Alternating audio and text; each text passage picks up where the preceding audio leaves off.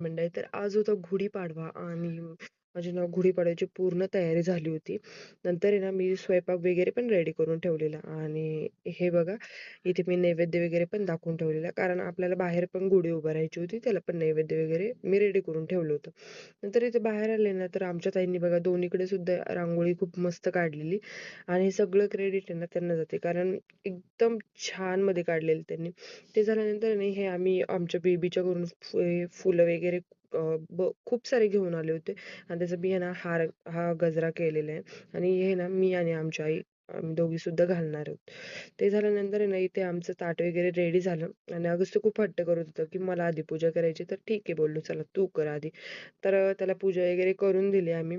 नंतर आहे ना एक-एक करून आम्ही सुद्धा ना सगळ्यांनी म्हणजे पूजा करत होतो. पहिल्यांदा आईंना मान दिला आणि मग तिथून पुढे आमची पूजेची सुरुवात झाली.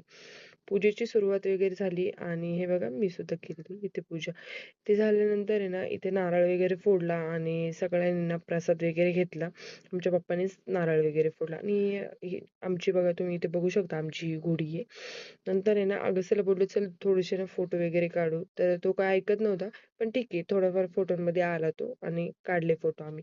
ते झाल्यानंतर प्रत्येकाचा आम्ही एक फॅमिली फोटो तर आम्ही मस्त असे फोटो वगैरे काढले आणि इकडं आमच्या आईने ना मला अशी गरमागरम भजी काढून दिली होती आणि सगळेजण बसले होते जेवायला. तर मी सगळ्यांना वाढलं वगैरे जेवायला.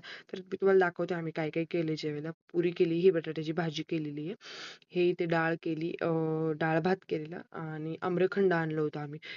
दरवेळेस श्रीखंडच आणतो, पण ह्यावेळेस आम्रखंड आणलं आणि आम्ही जेवायला वगैरे घेतलं. अशा प्रकारे आम्ही गुढीपाडवा सेलिब्रेट केला.